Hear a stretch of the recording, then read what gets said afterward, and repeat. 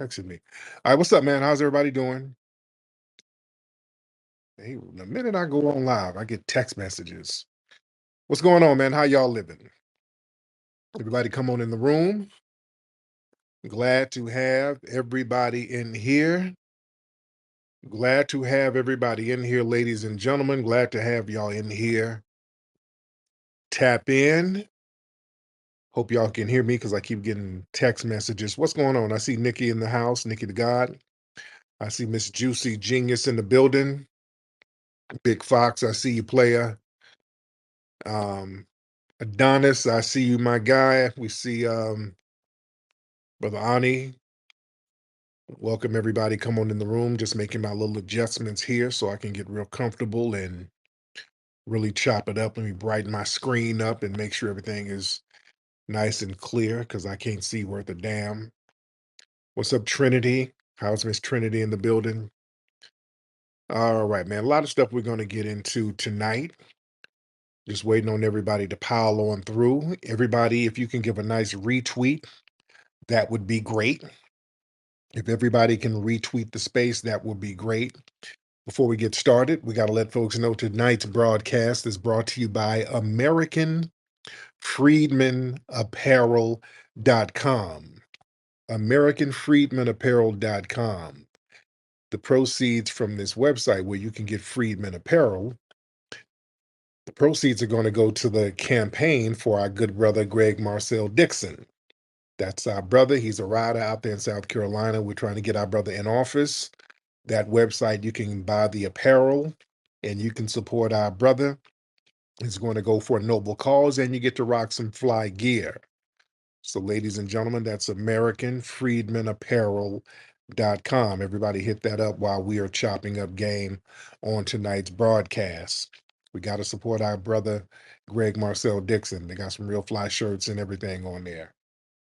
But anyway, a lot of stuff going on. Family, the news about the rapper out of Chicago, Lil Durk, allegedly, sound like well, I don't want to say allegedly. I think they didn't show the mug shots and the booking record where they got they got rapper Lil Durk in custody, in federal custody. I want to have some of my Chicago folks chime in. Now, a lot of people here might not know Lil Durk. He's a popular drill rapper out of Chicago, popular guy. There was some back and forth clapbacks.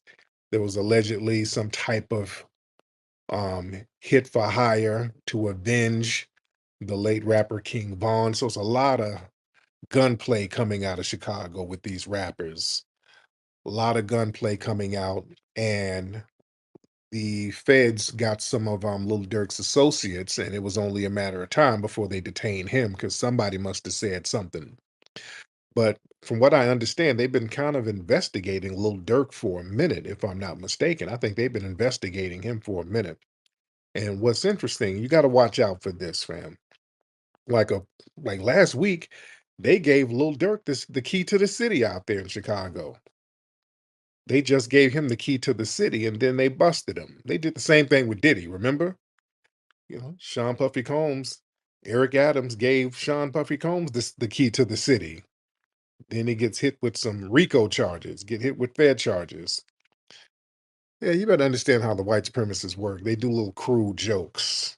They know they're gonna get you, so they'll sit up here and just fatten you up for the slaughter. They sit here and act like everything is all gravy, knowing they got some cooking in the background. So they sit up here behind the scenes and orchestrate elevating you and boosting your profile even higher. So when they take you down, it'll be a big bust. It could be a big career starting bust.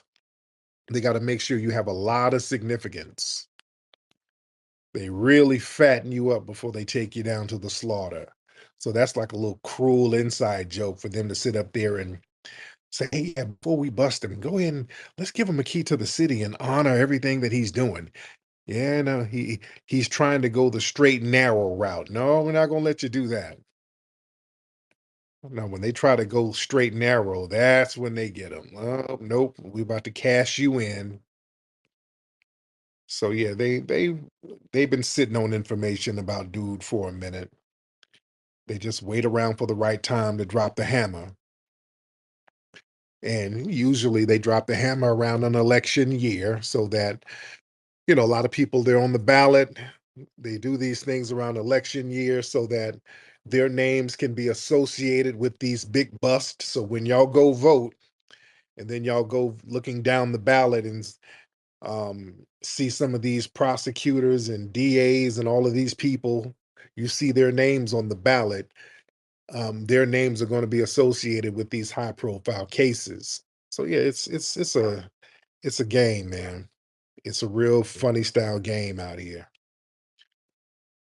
So, that situation, I hope it works itself out.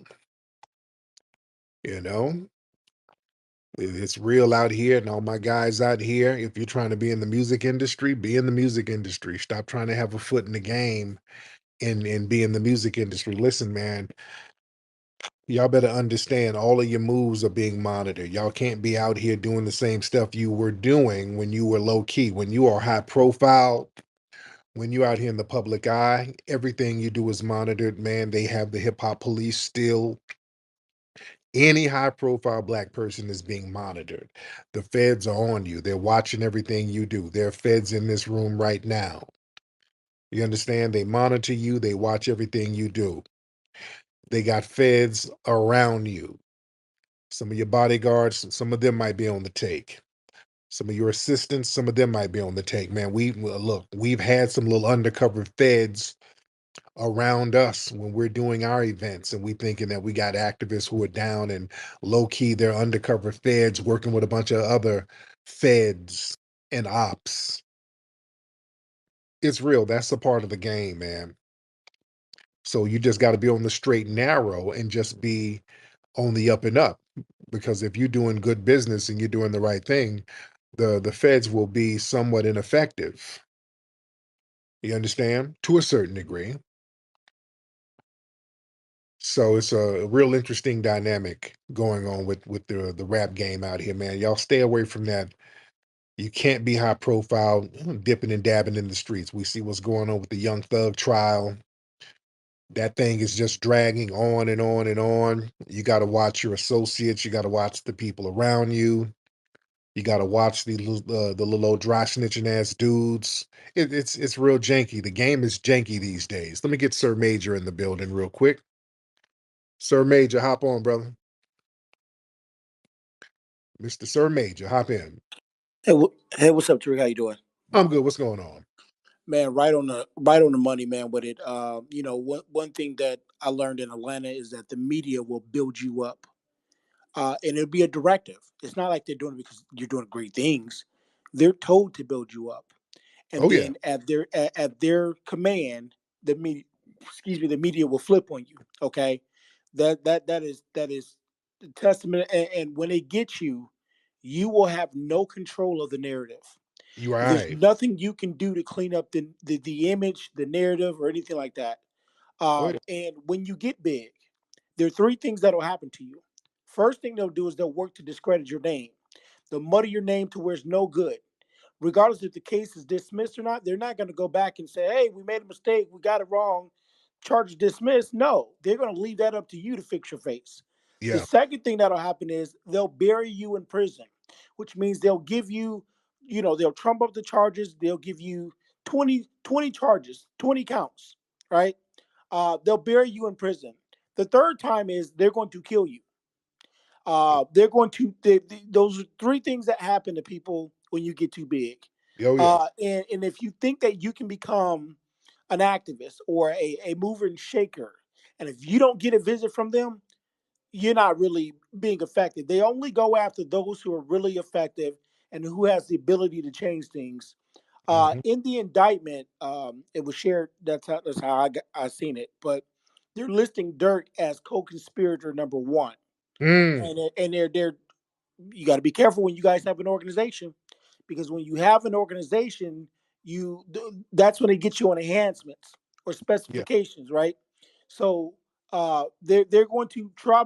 More than likely, this is going to be a RICO case, yeah, um, and some sort of criminal enterprise is what they're going to label this as.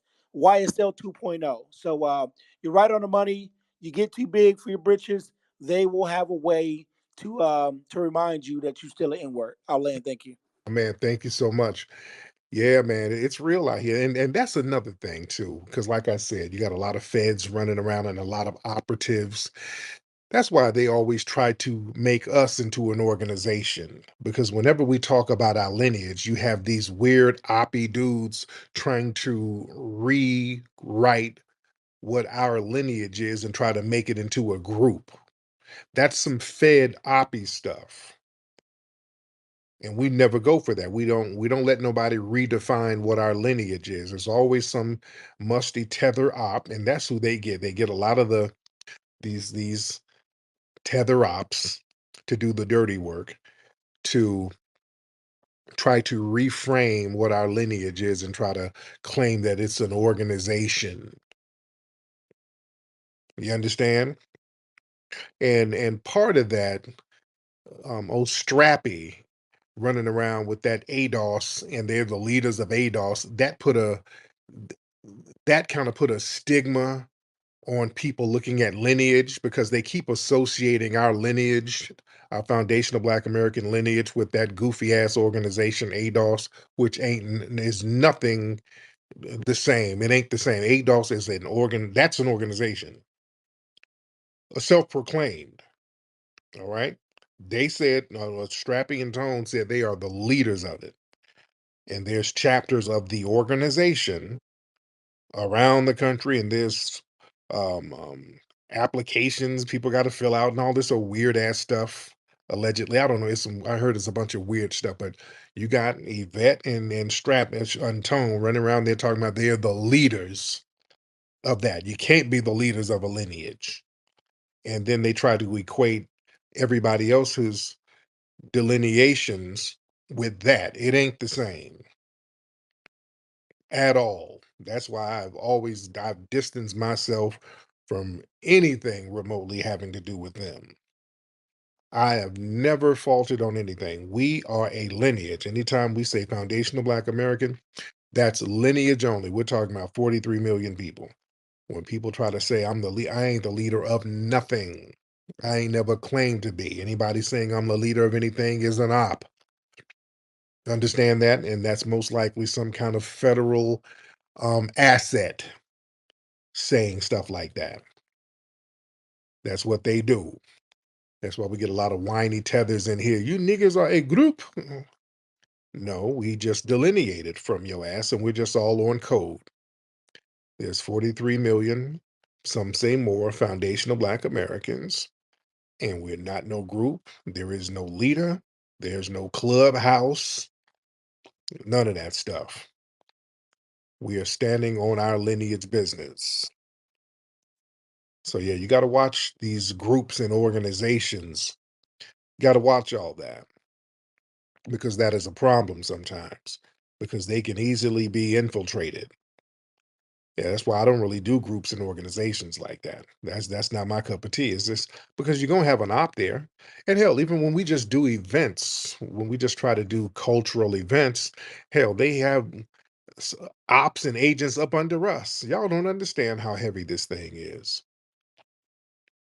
They didn't send undercover cops out here to the museum and people to do little weird stuff. Y'all go look at the Bucci Bear cartoon and read between the lines, and then look at real life. Go look at that and go back and look at the Bucci Bear cartoons, and then compare that to some real life stuff because there's some real life correlations with that. You understand? How many folks we got in here? What's up, Sister Brooke? I see Brooke down there. I see Professor Allen in the building. Shout out to Professor Allen. Where's Wani? Wani should be somewhere around here. Wani should be in here somewhere. But yeah, we got a lot of people who try to whine us down with a lot of whining. And that's something we play past. People try to get upset and whine because we've delineated and we've taken control over our cultural narrative. So a lot of people think they're going to whine um, us into a time wasting scenario. You got to understand, a lot of people like to come into our spaces and just waste time and do little weird stuff because they feel powerless because we're on code based on lineage. Let me get my sister Kenny T in the building. Miss Kenny T, hop in, beloved. Miss Kenny T. Hi, good evening, Tariq. Hey, Kenny, how are you, dear? I'm doing well. Good evening, Black family. Just real quick, like you were saying, they will send agents amongst you. Like about 2 years ago, I'm just, little old me doing my event, and I was surprised that someone showed up at my event. And it's just like this person doesn't belong. It's just like a really weird feeling, and you'll get to see like, whoa, this person does not fit. It was just really off. Even my mom and a few other people noticed it. But that's all I was gonna say. If you're doing something positive and you're doing something to help the community, expect that they're gonna show up. I Mhm. land my plane. Thank you so much. Yeah. When we did the rally for reparations, because we were doing a lot of reconnaissance on some of the people in the audience, and we spotted a couple of folks who were definitely on some undercover op stuff. We were because we had tight security there.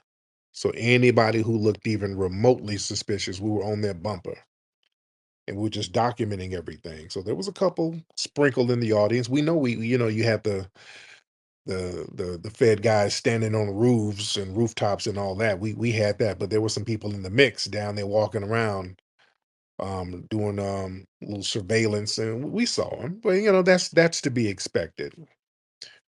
That's what it is. Anytime you get a lot of progressive black folks together who stand on business and who ain't drinking and smoking and who's doing something constructive, yeah, that's gonna be somewhat of a threat. Yeah.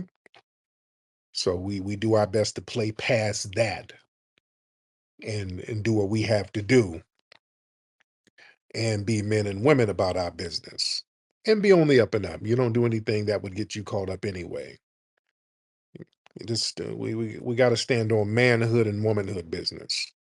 Manhood business is real important, especially in this day and age, because we got so many whiny ass people. Like anytime, like I made a bunch of tweets about Kamala. Every time I make Kamala tweets, the DNC send the Bussy Brigade to whine up under my tweets. This contingency of whiny ass dudes, and even the tethers always whining in here all the time. Um, these new Negroes with that whole whine-a-thon where you just want to whine to men. That's a weird new thing. We didn't see that back in the day. This thing where dudes are just hella whiny. Speaking of whining, did y'all see the Denzel video clip? Did y'all see that? For those who didn't see it, Denzel was at a movie premiere. This goes into the whole whiny dude thing and how the old school players respond to it. So Denzel is at a red carpet event. He's taking pictures, I guess, with some people in the industry, and he's on the red carpet talking to folks.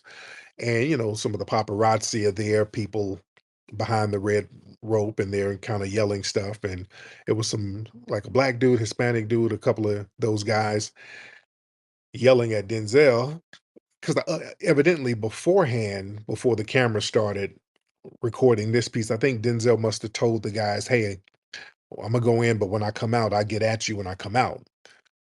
Because there's a lot of people taking pictures. So Denzel was about to walk inside the venue, and the dudes are like, "Come on, Denzel! Come on, Denzel! Show some love, Denzel! Show some love! Come on, show some love, Denzel!" And Denzel turned around and got on some training day shit on dude. Denzel like, "Hey, put your camera down. Let me talk to you like a man. Listen, you ain't got to do all that yelling. Show some love, man. I got love and I got respect for you guys. But listen, I told you." When I come out, I'll get at you when I come out. Now, what part of that didn't you understand? Denzel straight G-checked these dudes, as he should. Like, dude, what are you yelling for? Hey, man, I told you I get at you when I come out, or not, however you want to play it. You feel me? All right, and then walk back in. So a lot of people were like, damn, why Denzel have to check him like that? Well, that's grown man shit. Denzel's an OG, man. That's one of our OG foundational Black Americans, and I don't think he's used to these new niggas that we have out here. Because standing up behind a velvet rope yelling, show some love, show me some love. Do you know how bitch made that is? And I know Denzel was like, what? That's bitch made. So Denzel had to talk to him like a man, basically reading between the lines, like, "Hey, dude, I told you I'm gonna come back out. Don't be sitting here hollering about show some love. You're a man. Be a man. Real talk. We got some of the whiniest bitch made ass dudes out here. You got to talk to dudes like that sometimes in certain situations. See, now Denzel can do that because Denzel has done a lot for the Black community. He's done a lot for brothers, done a lot for he used to work with the boys club, so Denzel has done a lot for the community. So Denzel can pull that off. Obama can. Obama can't have that grown man talk. No, he go take his moist ass on somewhere. I don't respect none of his stuff because you ain't done nothing for the community. You see, that's the difference between Denzel and Obama. See, we can respect Denzel G checking those dudes because it was coming from a real place. Like, you, dude, you carry yourself a little bit better instead of standing behind a rope yelling, show me some love to another man. So Denzel was just giving him some real game, just on some, hey man, that's gonna help you as a man. You ain't gotta yell that. I told you I'm gonna come holler at you when I come out, dude. That's what it is. So don't sit here yelling, show some love like you a bitch. Essentially, that's what he was telling him. Because you got dudes out here who want male attention. It's real weird. Dudes be hopping up in my mentions, whining about shit. Timmy, why you be driving all them expensive cars and shit? Why you be making all that money, Tyreek? If you don't pull the thong out your bussy and get the hell out of my damn comments, or grown sassy nigga pocket watching, get out of here. You think these niggas was raised on soy milk out here. And a lot of them are tethers. Let's be real. A lot of the whiny dudes, they come from tether backgrounds. The cry for you niggas, whining and crying all the time. And we tell y'all, nigga, that is a bad look. A whining dude who whines to other men is the worst. That's the worst thing you can be, a whiny ass dude who whine to other dudes. There's nothing lower than that. That's why Denzel was like, what did you say? Show you some love? Man, put your camera down. Let me holler at you, nigga. What? Fuck you talking about, dog? Yeah, it's the new cats out here are different, man. The new cats are very, very different. My dude Twizzle, let's get Twizzle in here. Let's get Twizzle in the building. Mr. Twizzle, hop on, bro. He was so a player, man. How you doing, man? How you been living, brother? Man, if I'm living good, man. If I complain about anything else, ain't nobody gonna listen. But you hit the nail on the head what you said about men. Because one thing about a man is one thing a man can't do is complain. Because if he do, ain't nobody gonna listen. You Right. know, a man is his own man, and you all you got. And if you're not blazing your trail and carving your path out here, you lost out here. Nobody's going to care about you. Nobody's going to have any sympathy for you, and nobody's going to have empathy for you. And that's what being a man is all about. But hey, T, I just want to say what's up to you, pimp. It's been a long time, man. You know, you throw your spaces late. I'm old now. I'll be in bed by 10, so it's good to catch you, man. But just one question, man. What's the agenda for the museum for the New Year's, man? You throwing something for the New Year's? You Yeah, got something coming up, man? yeah. If I'm in town, we're gonna do something. I want to do something in November too. So yeah, if I'm in town, I'm gonna definitely do something, and we're gonna do something for the Eretasase holiday, definitely, because we always do something there for that. So yeah, we got some phenomenal things happening for the museum. Yes, indeed. The what's your name? Well, let's get the cat. Wait, hold on. Before I get the Negro Black Knight, let me get Cats for Trump because he's always trying to get in. Cats for Trump, what's up, man? Unmute your microphone, Cats for Trump. You're gonna have to unmute your microphone because you always in here requesting the mic and you ain't saying nothing. and I don't want to have to block you. I don't know if you're just trying to be seen, and this is what we're talking about. People doing weird stuff for attention. All right, cats for Trump. You got 10 seconds. I'm just gonna block you completely. All right, 10. Oh, we're gonna get you in a second, other brother. 6. You got 5 seconds, cat. All right, that's it. I got to get you up out of here for good. All right, all right. You cannot come back up in here. All right, let's get the Negro Black Knight. Hey, good morning, brother Tyreek. Remember Jason Statham, the white guy, who was an actor for I forgot what movie, but he does those action films. When the paparazzis was running up on them, he was kicking their asses. All right, he was beating people up, right? But when this brother just tells them, "Hey, ease up off of me," then that's wrong. I, I find it very problematic that they keep, and when black men voices their concerns, they beat down on us or they target us like we're doing something illegal, like we don't have a First Amendment right. So I just wanted to just throw that out there. real talk. Yeah, I agree with that, brother. Let's get Imani in the building, brother Imani Kibet. Imani, what's up, brother? All right, while we're waiting on Imani to get it together, let's get Kushbu,